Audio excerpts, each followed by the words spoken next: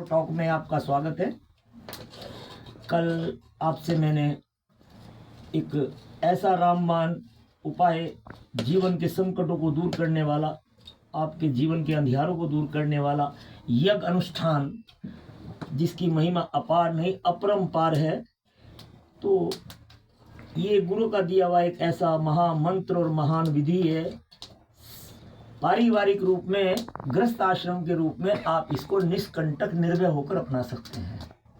आप लोगों के मन के अंदर ये होगा कि ये ब्राह्मण का कर्म हम करने से कहीं दोषी ना हो जाए, कोई दोष ना रह जाए, इसका उल्टा असर ना हो जाए। तो ये समस्त मन की भ्रमारताएं और शंकाओं को दूर कर कर सबसे पहले आप ये समझ लीजिए कि प्रभु का नाम लेने का कोई समय, कोई नियम, कोई स्थान नहीं होता है। आप बिना नहाए धोए, मन की शुद्धि होनी चाहिए, समय की शुद्धि होनी चाहिए। निराहार रहकर आप साधना करते हैं, उसका विशेष फल आप ये मत समझना कि मैं निराहार होकर कर रहा हूँ। यदि आपका भाव नहीं है तो वो निष्फल है। यदि आपके अंदर एकाग्रता नहीं है तो वो बेकार है। तो ये चीज़ आप मन के अंदर ठान लीजिए कि मैं ये जो कर्म कर रहा हूँ इसमें कोई दोष होगा और उसका दोष मुझे लगेगा, इसलिए मैं डरता हूँ उस काम के लिए। तो ऐसा कुछ नहीं है। मैं भी ब्राह्मण नहीं हूँ, मैं भी माहेश्वरी हूँ, परंतु मेरे गुरु ने मुझे जो अबोध अमूल्य विधि दी है, ये अपने आप में बहुत ही मूल्यवान, अनोखी और कारगर है। भक्ति किसी की बपोती नहीं होती, ज्ञान किसी की जायदाद नहीं है कि किसी एक संप्रदाय को ही उसका अधिकार मिला हो। हमारे समस्त वेद अगर हम दृष्टि डालें तो आप देखेंगे रसखान, कुबेर और रविदास, वाल्मीकि, इन सब ने कितने बड़े बड़े कार्य किए हैं, सनातन के लिए कितने बड़े बड़े साहित्य लिखे हैं। कैसे इनका नाम आज भी अमर अजर है। ये सब सनातन के स्तंभ हैं। अब आप एक बात समझ लीजिए कि हम गृहस्थ आश्रम वालों के लिए हर प्रकार की छूट ईश्वर ने दी है। वृद्ध के लिए, बीमार के लिए, बच्चों के लिए छूट दी है, परंतु एक कर्मकांडी ब्राह्मण के लिए विधि विधान ही अनिवार्य है, अन्यथा वो दोष का भागी है। पूर्व काल में ये राजा महाराजा होते थे। एक समय पर यदि 4 वर्ग में, यानी वैश्य, शूद्र, क्षत्रिय और ब्राह्मण, चारों वर्ग के एक एक मानव मित्र ने मिलकर यदि कोई अपराध किया है तो उस समय पर राजा एक ही चोरी के लिए, एक ही कर्म करने के लिए, पाप कर्म करने के लिए अलग अलग सजाएं होती थी चारों वर्णों के लिए। ब्राह्मण के लिए अलग सजा थी, वैश्य के लिए अलग सजा थी, शूद्र के लिए अलग सजा थी। इसी प्रकार आज हम पूजा पाठ की पद्धति जो अपनाते हैं, इसमें हमारे पारिवारिक रूप में हम अपने गृहस्थ के अंदर रहकर इस कर्म को कर कर उससे भी अधिक फल की प्राप्ति कर सकते हैं। नंबर 1 बात आपकी समझ में आ गई होगी, आपके मन की भ्रमारता दूर हो गई हो कि ऐसा करने से आप में कोई दोष नहीं होगा। कोई भी त्रुटि युक्त भी यदि आपने कार्य किया है तो उसका भी दोष आपको नहीं लगेगा। आपके और हमारे लिए, गृहस्थ आश्रम के लिए, बुजुर्ग महिला के लिए, बच्चों के लिए और वृद्ध के लिए शास्त्रों के अंदर विधान है, बहुत अधिक रियायत दी गई है। उसका नाम लेने की कोई नियम, कोई विशेष समय, कोई विशेष पद्धति नहीं होती, केवल मन का संकल्प अनिवार्य है। भाव यदि है तो आपका सब कुछ स्वीकार है ईश्वर को। प्रहलाद ने शास्त्र नहीं पढ़े थे, प्रहलाद कोई मंत्र नहीं जानता था, वो केवल एक ही नाम जानता था, नारायण। क्या कर दिखाया नारायण ने उसके लिए, ये आपको जानकारी है, मुझे बताने की आवश्यकता नहीं है। भिलनी झूठे बेर खाने के लिए बैठी थी, खिलाने के लिए बैठी थी, उसे किसी ने शास्त्र नहीं पढ़ाए। वो किसी प्रकार की पूजा पद्धति नहीं जानती थी, वो किसी भी तरह से सुमरन नहीं कर सकती थी। सिर्फ इंतजार था, राम आएंगे, राम आएंगे, राम आएंगे, और वो आ गए। और साक्षात दर्शन देकर झूठे बेर खा गए। आप मेरी बात का भाव समझ रहे हैं कि गृहस्थ आश्रम के लिए किसी भी प्रकार का नियम विधि विधान नहीं है। जिस रूप में भी आप कर सकते हैं, उसका नाम ले सकते हैं, उसके लिए आप स्वतंत्र हैं और उसका ही फल आपको हर हाल में मिलने वाला है। आपकी पीड़ा, आपका संकट, आपका दुख दूर होने वाला है, कम होने वाला है। मेरे गुरु खुद गृहस्थ आश्रम में रहकर उन्होंने जीवन के ऐसे ऐसे लोगों के लिए, भक्तों के लिए, श्रद्धालुओं के लिए इस क्रम से ऐसे ऐसे रोशनी उनके जीवन में आई है जो अविश्वसनीय है। आज वही कार्य गुरुवर की आज्ञा से मुझे प्राप्त है। तो मैं ये कहना चाहूँगा कि निर्भय होकर आप इस यज्ञ को अपने जीवन में उतारिए, स्वयं और अपने बच्चे और परिवार को लेकर। अपनी किसी भी समस्या के लिए, किसी भी परेशानी के लिए, किसी भी दुख दर्द पीड़ा रोग के लिए आप इसको कर सकते हैं। हाँ, कल मैंने आपको यज्ञ तो कर दिखाया, परंतु उसका प्रारंभ और अंत किस प्रकार करना है शायद उसके बारे में आपको भ्रमारता रही होगी। तो अब आप सुनिए। पूर्व हो, पश्चिम हो, उत्तर हो, दक्षिण हो, दिशा का कोई महत्व नहीं है, स्थान का कोई महत्व नहीं है। आपके घर का आंगन हो, आपके घर के कमरे का एक कोना हो, आपके रसोई में हो, आप टेरिस पे, छत पर, कोने पर, कहीं भी शेड में, किसी भी स्थान पर बैठकर उस स्थान को साफ सुथरा पानी से धोकर आप किसी भी दिशा में, किसी भी रूप में आसन बिछाकर और हवन कुंड रखकर विराजमान हो जाइए। ना ही आपको उसमें दिशा का और ना ही स्थान का कोई भी दोष नहीं है, पहली बात। दूसरी बात, किसी प्रकार का कोई संकल्प, कलश आपको नहीं रखना है। किसी भी प्रकार का मंत्र पढ़कर पद्धति से आपको नहीं अवगत होना है।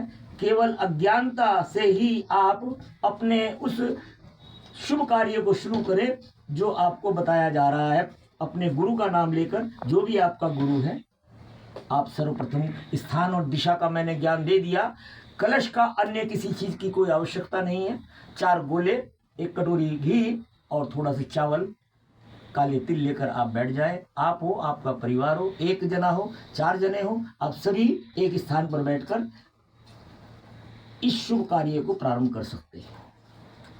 हवन कुंड के अंदर थोड़ी नीचे तसले पर, अन्यथा लोहे का कोई पात्र हो, उसमें थोड़ी नीचे रेत बालू बिछा लीजिए और 2 कपूर की टिकिया रखकर सर्वप्रथम 1 गोला हाथ में लेकर उसको इस प्रकार से सिर माथे पर लगाइए और गणपति जी का ध्यान कर कर बोलिए, ओम एकदंताय विद्महि वक्रतुंडाय धीमहि तन्नो दंती प्रचोदयात् स्वाहा। ओम एकदंताय विद्महि वक्रतुंडाय धीमहि तन्नो दंती प्रचोदयात् स्वाहा। ओम एकदंताय विद्महि वक्रतुंडाय धीमहि तन्नो दंती प्रचोदयात् स्वाहा। तो सर्वप्रथम गणेश जी का आह्वान हमारे सनातन का सबसे प्रमुख द्वार है। बिना गणपति मनाए हमारी कोई भी पूजा स्वीकार नहीं। ठीक, आपको मेरी बात समझ में आ गई होगी। जहाँ तक मुझे ज्ञान है, मैं अधिक से अधिक कोशिश करूँगा कि कम से कम आसान शब्दों में और आसान विधि से आपको इस यज्ञ में पारंगत कर सकूं, ताकि आप स्वयं अपने आप पर निर्भर रहें, आपको कहीं भटकने की आवश्यकता ना हो और आप इस शुभ कर्म से अपने दुख को कम कर सकते हैं। ये मैं गारंटी से 1001% कह सकता हूँ। जितना अधिक आप इसको करेंगे उतना अधिक फल आपको मिलेगा, उतनी अधिक सुरक्षा आपकी हो जाएगी। प्रकृति का नियम है, हम बरसात को नहीं रोक सकते, परंतु यदि हम छाते को ले लेंगे तो हम भीगने से बच जाएंगे। लेकिन नहीं, छींटे हमारे पास फिर भी पड़ेंगे, हम छींटों से नहीं बचेंगे। इसलिए कहता हूं, प्रारब्ध नहीं टलेगा, लेकिन पीड़ा और सफर कम हो जाएगा। तो अब आपने 5 मिनट तक हनुमंत गणपति गायत्री का इसी प्रकार से निरंतर आहुति देकर प्रारंभ करना है। एक दंताय विद्महि, आप पेंसिल लेकर, कागज लेकर उस पर लिख लीजिए, और यदि याद कर सकते हैं तो याद कर लीजिए। इसे कहते हैं गणपति गायत्री।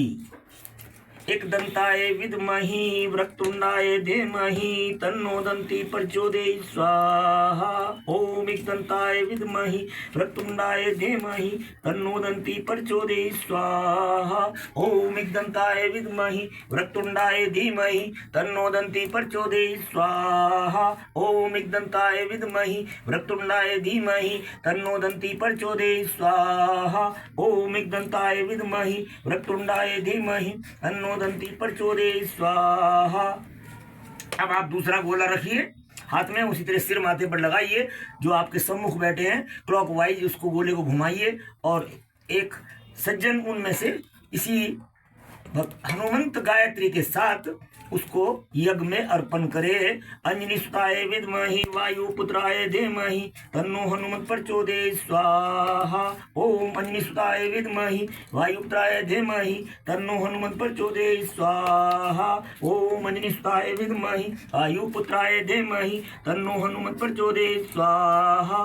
ओम अंजनी सुताय विद्महि वायुपुत्राय धीमहि तन्नो हनुमत प्रचोदयात् स्वाहा। ओम एकदंताय विद्महि वक्रतुंडाय अंजनीसुताय विद्महि वायुपुत्राय धीमहि तन्नो हनुमत प्रचोदयात् स्वाहा। ओम अंजनीसुताय विद्महि वायुपुत्राय धीमहि तन्नो हनुमत प्रचोदयात् स्वाहा। ओम अंजनीसुताय विद्महि वायुपुत्राय धीमहि तन्नो हनुमत प्रचोदयात् स्वाहा। ओम अंजनीसुताय विद्महि वायुपुत्राय धीमहि तन्नो हनुमत प्रचोदयात् स्वाहा। ओम अंजनीसुताय विद्महि वायुपुत्राय धीमहि तन्नो हनुमत प्रचोदयात् स्वाहा। ओम अंजनीसुताय विद्महि वायुपुत्राय धीमहि तन्नो हनुमत प्रचोदयात् स्वाहा। अंजनीसुताय विद्महि वायुपुत्राय धीमहि तन्नो हनुमत प्रचोदयात् स्वाहा। आप आध घंटा, 1 घंटा, 15 मिनट, 1.5 घंटा, कितना भी समय इस मंत्र के साथ, जैसे ही पूर्व गोला पूर्णतया जलने पर तैयार हो, आप नया गोला के साथ ही उसको अपने यज्ञ को प्रारंभ रख सकते हैं। निरंतर गोला की आहुति देते रहिए और ये हनुमंत का मंत्र, हनुमंत गायत्री का मंत्र सभी मिलकर करते रहिए। और आपके सम्मुख आपके परिवार, बच्चे, भाई बंद बैठे हैं तो वो चावल और काले तिल की आहुति इसी प्रकार देते रहे। ओम अंजनीसुताय विद्महि वायुपुत्राय धीमहि तन्नो हनुमत प्रचोदयात् स्वाहा। आप इस को 1 घंटा कीजिए, 4 गोले काफ़ी हैं। 1 घंटे में आपको कार्य पूर्ण कर देंगे। और इसके साथ फिर आप प्रारंभ कीजिए कम से कम 3 बार, 5 बार या 7 बार हनुमान जी की वो चौपाई जो हनुमान चालीसा में आती है। आप प्रतिदिन उसको करते हैं, परंतु यज्ञ की आहुति के साथ उसको यदि आप करेंगे तो इसका फल इसी मंत्र के समाप्ति होने से पहले ही आप करिए। ओम अंजनीसुताय विद्महि वायुपुत्राय धीमहि तन्नो हनुमत प्रचोदयात् स्वाहा। कौन सा संकट मोहे गरीब का जो तुमसे नहीं जात हटारो स्वाहा। कौन सा संकट मोहे गरीब का जो तुमसे नहीं जात हटारो स्वाहा। कौन सा संकट मोहे गरीब को जो तुमसे नहीं जात हटारो स्वाहा। तो ये चौपाई के साथ ही आप सभी आहुति दें। और उसके उपरांत दूसरी चौपाई, बेगी हरे हनुमान महाप्रभु जो कछु संकट होए हमारो स्वाहा। बेगी हरे हनुमान महाप्रभु जो कछु संकट होए हमारो स्वाहा। बेगी हरे हनुमान महाप्रभु जो कछु संकट होए हमारो स्वाहा।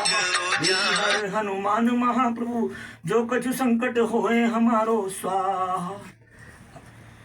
3 बार, 5 बार या 7 बार, 11 बार आप इसको कर सकते हैं। जितना भी आप समय देना चाहें, कोई प्रतिबंध नहीं है। जितना ज़्यादा आप कर सकते हैं करिए। कौन सा संकट मोहे गरीब का जो तुमसे नहीं जात हटारो स्वाहा। कौन सा संकट मोहे गरीब का जो तुमसे नहीं जात हटारो स्वाहा। कौन सा संकट मोहे गरीब का जो तुमसे नहीं जात हटारो स्वाहा।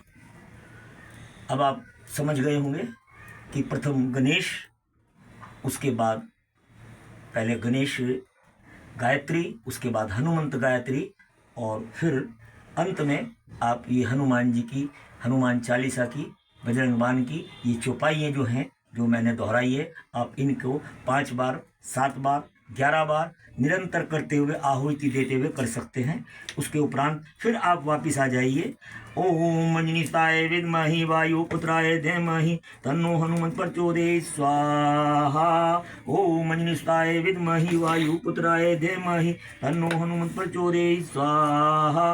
ओम मंजनीषाय विद्महि वायुपुत्राय धीमहि तन्नो हनुमत प्रचोदयात् स्वाहा। ओम मंजनीषाय विद्महि वायुपुत्राय धीमहि तन्नो हनुमत प्रचोदयात् स्वाहा। हाँ, एक बात मैं आपसे कहना चाहूँगा, आपके पास धन का अभाव है, धन की समस्या है, तो आप इसी यज्ञ में, इसी आहुति के साथ एक गोला लेकर माँ लक्ष्मी विष्णु जी के साथ विराजमान हो, उनसे आप याचना करें, स्तुति करें और उनके नाम का आहुति दें। आपके निरंतर ऐसा करने से आपकी धन की समस्या धीरे धीरे दूर हो जाएगी।